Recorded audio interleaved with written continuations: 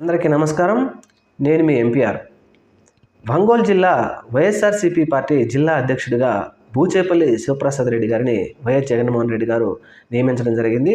ఆయన శుక్రవారం రోజున బాధ్యతలు స్వీకరిస్తున్న సమయంలో ఆ బాధ్యతలు స్వీకరించడానికి సమయంలో మీటింగ్కి వచ్చినటువంటి పేర్ని నాని గారు ఒంగోలులో కార్యకర్తలను ఉద్దేశించి చాలా తీవ్రంగా ఆవేశంగా మాట్లాడారు.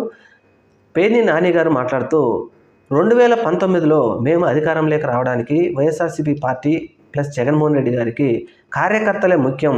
కార్యకర్తలు, నాయకులు, ప్రజలు, అభిమానులు అందరి అండదండలతోనే మేము అధికారంలోకి వచ్చాం.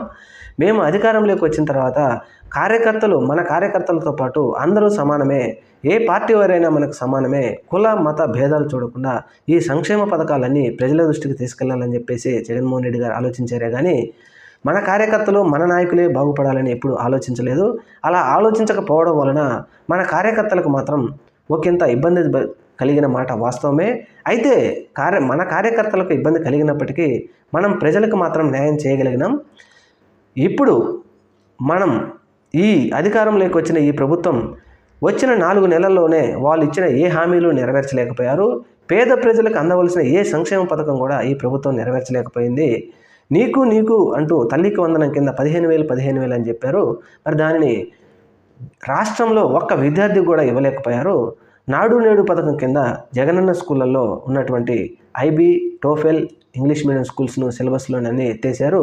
ఇలాంటివి ఎన్నో తీసేస్తూ మహిళలకు వీరిచ్చిన హామీలు 1,500 మహిళలకు ఇస్తామన్నారు. ఉచిత గ్యాస్ సిలిండర్లు అన్నారు. ఉచిత బస్సు పథకాలు అన్నారు. ఇలాంటివి ఏమీ అమలు చేయని ఈ తెలుగుదేశం ప్రభుత్వం మాత్రం ఒక అమరావతిని డెవలప్ చేయడానికే ప్రాధాన్యత ఇస్తున్నారు. రాష్ట్రంలో ఉన్న సంపదనంతా తీసుకెళ్లి అమరావతిలోనే పెడతామంటున్నారు. మనం మాత్రం రాష్ట్రంలోని కార్యకర్తలు ధైర్యం తెచ్చుకొని మనల్ని ఏమీ చేయలేరు ఈ ప్రభుత్వం. పెడితే గిడితే కేసులు పెడతారు. కేసులు పెట్టడం వలన భయపడటానికి మనం భయపడకూడదు. మన పార్టీ అధినేత 16 నెలలు జైల్లో ఉండొచ్చారు. అందువలన ఈ కేసులకు మనం భయపడకుండా మన కార్యకర్తలందరూ మళ్ళీ తిరుగు ఆవేశంతో మనం పనిచేయాలి. 2029లో మన నాయకుని అధికారంలోకి తీసుకొచ్చుకోవాలి. జగన్మోహన్ రెడ్డి గారు అధికారంలోకి వస్తే ప్రజలందరూ సుభిక్షాలతో వారికి జరగాల్సిన పథకాలన్నీ చేరతాయి కనుక మన కార్యకర్తలను ఎట్టి పరిస్థితుల్లోనూ మర్చిపోం. మేమందరము దగ్గరుంటూ అన్ని జిల్లాల అధ్యక్షులతో పాటు మన కార్యకర్తలతో సమన్వయం కలుపుకొని బూత్ కమిటీలు ఏర్పాటు చేసుకొని పనిచేయాలని చెప్పి ఆయన మాట్లాడారు. అలాగే బూచేపల్లి శివప్రసాద్ రెడ్డి గారు ఒంగోలు వైఎస్ఆర్సీపీ పార్టీ జిల్లా అధ్యక్షుడిగా ఆయన బాధ్యతలు స్వీకరించారు. ఆయన అధ్యక్షతన అలాగే చేవిరెడ్డి భాస్కర్ రెడ్డి గారు కూడా ఈ కార్యక్రమానికి చాలామంది పార్టీ నాయకులు, పెద్దలు, మాజీ నాయకులు, మాజీ మంత్రులు అందరూ కూడా మాజీ మంత్రులు మేరుగు నాగార్జున, ఆదిమూలపు సురేష్ లాంటి వారు కూడా ఈ కార్యక్రమానికి హాజరై బూచేపల్లి శివప్రసాద్ రెడ్డి గారిని జిల్లా పార్టీ అధ్యక్షుడిగా ఆయన నియమితులయ్యారు. మరి బూచేపల్లి శివప్రసాద్ రెడ్డి గారి అధ్యక్షతన పార్టీని ఏ విధంగా యువకుడు కాబట్టి ఉరకలెత్తిస్తారో చూడాలి.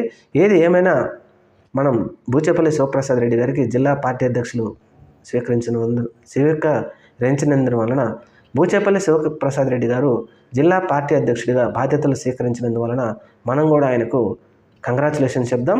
రాబోయే రోజుల్లో ఆయన పార్టీని మరీ బలోపేతం చేద్దామని కోరుకుందాం. Thank you. మన ఛానల్ని తప్పకుండా సబ్స్క్రైబ్ చేయండి.